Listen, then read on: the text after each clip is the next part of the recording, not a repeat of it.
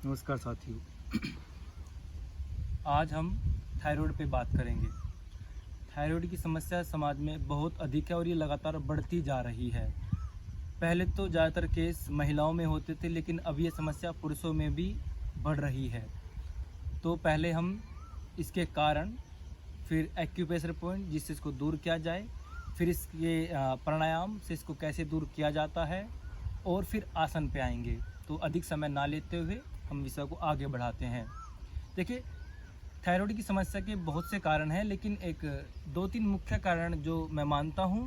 पहला है तनाव, दूसरा शरीर में कॉपर की कमी हो जाना, और एक रहन सहन हमारा, ये इसके एक मुख्य कारण मैं मानता हूँ। और कई बार हम जो खड़े होकर खाना पीना करते हैं, यह भी एक इसका मुख्य कारण है। हम जो चलते फिरते जो खाते पीते हैं वो। चलिए हम पहले इसके तनाव पे आते हैं। देखिए, तनाव को कम कैसे किया जाए।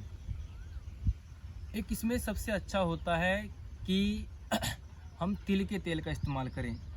अगर हम तिल के तेल की शाम को सोने से पहले मालिश करें पैरों पर, एक पैर पे 5 से 6 मिनट मालिश करें, दोनों पैरों पर ऐसे ही, तो इससे आपका यहाँ उन लोगों का तनाव कम होगा और इस समस्याओं को कम करने में मदद होगी। दूसरा, कॉपर की कमी को कैसे शरीर में पूरा किया जाए, उसमें भी तिल का तेल बहुत लाभकारी है। उसमें आप योग में 2 क्रियाएं कही गई हैं, गंडूस और कवल। कवल कहते हैं तिल के तेल का कुल्ला करना। तिल के तेल को 2 से 3 चम्मच मुंह में भर के, जिस तरह पानी का कुल्ला करते वैसे चलाते रहना। उसको कम से कम आप 5 से 10 मिनट मुंह में रखें, भर के रखें, और जब वो 10 मिनट के बाद उसको आप थूक दें। फिर आप उसके बाद ब्रश करें या कुछ भी कैसे रख सकते हैं। और गंडूस होता है कि आप तिल के तेल को मुंह में भर के रोक कर रखें। इस प्रकार ये आपके शरीर में कॉपर की मात्रा को बढ़ाएगा, और दूसरा ये आपके चेहरे पर ओज और तेज को बढ़ाएगा और आपकी लार ग्रंथियों को एक्टिव करेगा, जिससे आपके भीतर, आपके शरीर में लार अच्छे से बनेगी और उससे आपके एसिड डाइल्यूट होंगे अच्छे से। और तीसरा, जिन लोगों का जो लोग कई बार गुटखा, दिलबाग का सेवन करते हैं, उनका कई बार ना मुंह नहीं खुलता पूरा। वो बहुत ताकत लगाने पर उनका मुंह नहीं खुल पाता, एक जाम सा हो जाता है, तो ये उनके लिए भी अच्छा है। और जिन लोगों को पायरिया की समस्या है, दांतों संबंधी समस्या है, ये उनके लिए भी अच्छा है तिल का तेल का गंडूस या कवल करना। तो चलिए अब हम इसका एक एक्यूप्रेशर पॉइंट जान लेते हैं। मैं बहुत कम समय में बहुत ज़्यादा जानकारी देने की कोशिश करूँगा आपसे। देखिए, यहाँ हथेली के इस वाले हिस्से पर आप ऐसे कम से कम आप 25 से 30 बार दबाएं, इस प्रकार दोनों हथेलियों में ऐसे। जिस प्रकार आप डॉक्टर के कहने से दवाइयाँ लेते हैं दिन में 2 या 3 बार, उसी प्रकार आपको इसको दबाना है जी। आप ये दबाइए, आप थायराइड की समस्या से धीरे धीरे बाहर निकल जाएंगे। और इसमें जो सबसे प्रभावकारी प्राणायाम है, उसका नाम है उज्जयी प्राणायाम। देखिए वो किस प्रकार करते हैं। उसमें आपको यहाँ गले से सांस को, यानी कि ऐसा आप सोचिए, ऐसा भाव रखिए कि आपकी नासिका यहाँ पर है, कंठ के ऊपर, विशुद्धि चक्र पर, और आप यहाँ से सांस को भीतर भरें। और आप देखिए इस प्रकार की आवाज़ आएगी, जैसा इनहेल करते हुए देखिए,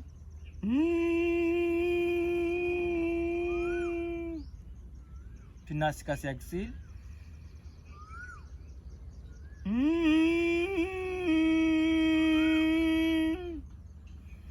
कम से कम शुरुआत में आप इसका 5 से 10 बार अभ्यास करें। फिर जब आपको करते हुए 1 हफ्ता हो जाए, फिर आप इसमें कुंभक का इस्तेमाल करेंगे। मैंने अपनी कपालभाति की वीडियो में बताया है कि प्राणायाम तभी पूरा होता है जब आप उसमें कुंभक का इस्तेमाल करें, क्योंकि पूरक, रेचक, कुंभक ही प्राणायाम है। तो मैं इसको पूरा करूँगा यहीं पे, देखिए। फिर आप 5 या 7 दिन के बाद आप इस प्रकार करेंगे उज्जयी प्राणायाम को, देखिए।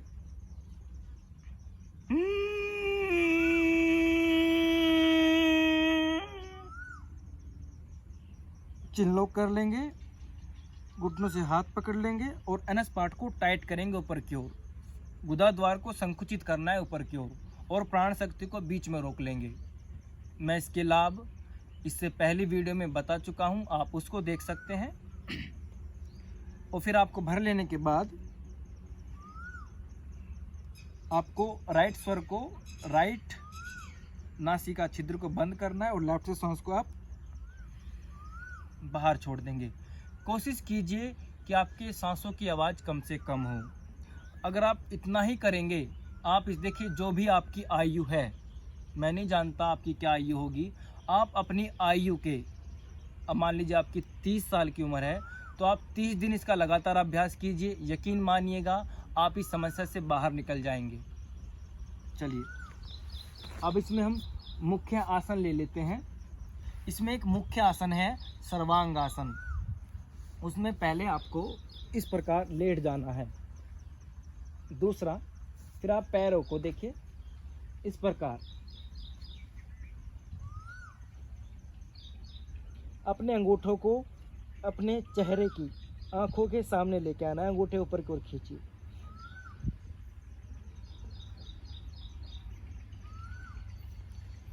इसका आप 3 बार अभ्यास करें। और फिर देखिए इसके तो लाभ शीर्षासन के बराबर हैं सर्वांगासन के। इसका नाम ही देखिए, इसका अगर अर्थ निकाले, सर्व अंगों का आसन है सर्वांगासन। इसका अगर अर्थ निकालें तो ये सभी अंगों का व्यायाम कराता है, रक्त को आपके सर की ओर भेजता है।